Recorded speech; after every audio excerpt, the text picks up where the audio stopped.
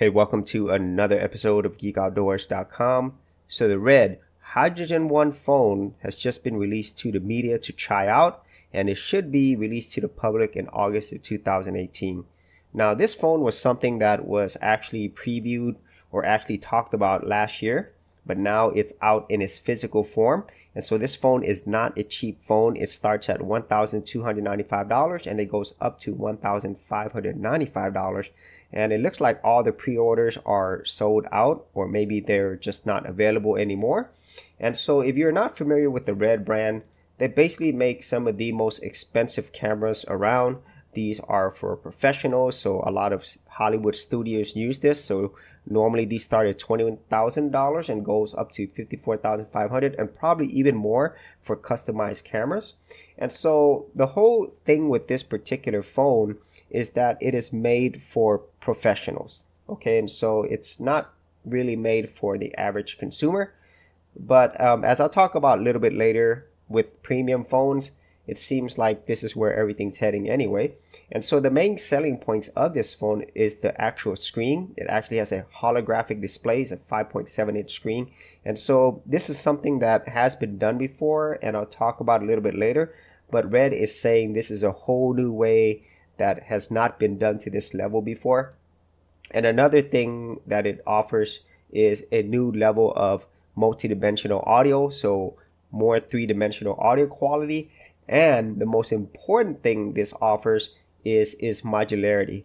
Basically, you'll be able to use real camera lenses on this particular phone, and it is compatible with some of the most popular, cameras around. So everything from your Canon lenses, your Leica, Nikon. So basically, if you are a professional, then you could swap out your lens and actually put it on this Red phone, which is probably going to be a huge thing for professionals.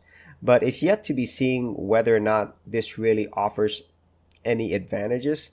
And if you actually look at the design of the phone, in my opinion, it's absolutely ugly.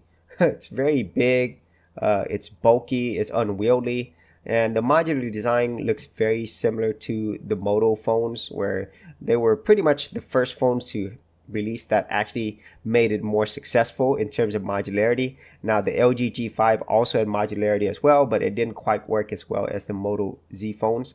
And so if you look here, this is very industrial, heavy duty looking phone, and there's the modular parts right there. And so this is something that I think is very unappealing if you look at it.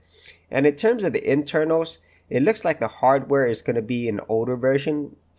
From what I could understand, it will be running the older Snapdragon 835 processor. In terms of the RAM and so forth, a lot of people are speculating probably 6 gigs of RAM. It does have a micro SD card slot, and I'm not sure if it has a headphone jack. I'm assuming that it does. But for all intents and purposes, this just looks like a overpriced Android phone. That's just my opinion. Now, whether or not the actual lens swappability or the 3D holographic screen will make a difference, once again, unless we actually see it, unless I see it myself, I can't really say. But the actual people who have seen it so far, the people in the media, they say it is impressive, but more than anything, it really looks gimmicky. Okay, and if you think about flagship phones nowadays, they're probably going to do more than what this phone can do, except for the whole lens swapping thing. Now in terms of the three-dimensional holographic displays, I think that's not a big selling point at this time. And so it should be coming out first with Verizon and AT&T. And I really don't think this is going to be a mass, consumer type phone. So I don't think they're planning to sell a lot of units. So if you think about the whole first holographic display, this has been attempted before back in 2011 with the HTC Evo 3D. And of course, we also have the Nintendo 3DS. So this whole idea of a three-dimensional display has been done before. And so it's yet to be seen how much better the actual Red phone does. And it also leads me to the whole idea of premium phones, where pretty much the whole industry is heading. So the starting price of $1,295, this would have seemed ludicrous, a few years ago. But nowadays, that's doesn't seem like it's too bad. Okay, because if you look at a iPhone 10 for a 256 gig model, that's $1,149. So that's pretty much close to the price of the red phone. And then even if you look at a Samsung Galaxy S9, if you look at the S9 Plus 256 gig model, that's about $1,000. And if you do buy these phones in other countries with all the taxes and everything else, it's going to be at this price or higher. And so that's not something that is actually weird anymore for people to spend $1,000 or more on a phone.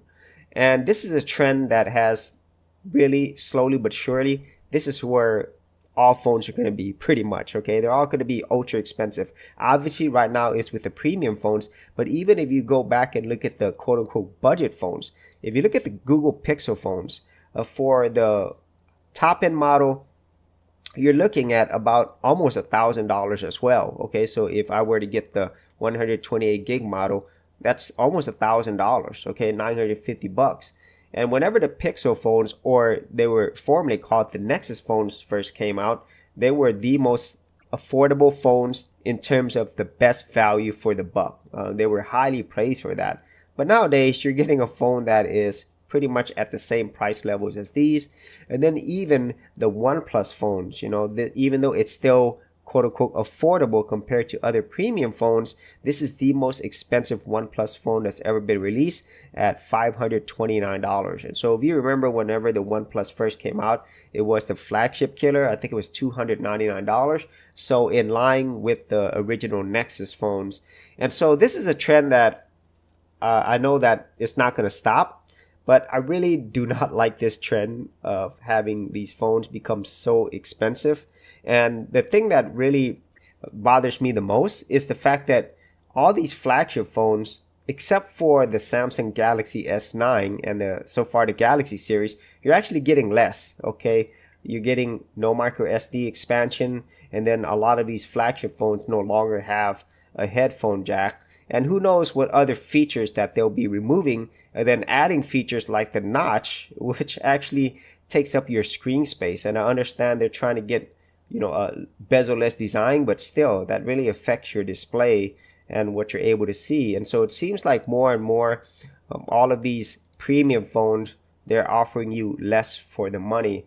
And in some cases, when I think about something like this Hydrogen One red phone, what does it really offer? You know, what does it really provide you that's worth spending this extra money? And so this is where we're heading. You know, we're going to get less for more money. And this is a tactic that's been used quite a bit in the whole luxury market. And at some point, you know, I think this will backfire these premium phone manufacturers because they're really not offering much more. And even right now, I would say most of the budget and mid-tier Android phones, they do offer a lot more value for the money. But I could easily see all of those phones creeping up in price as well, just as the OnePlus did. And so those are my thoughts on the red phone, and specifically how premium smartphones are actually, in my opinion, less value for the money.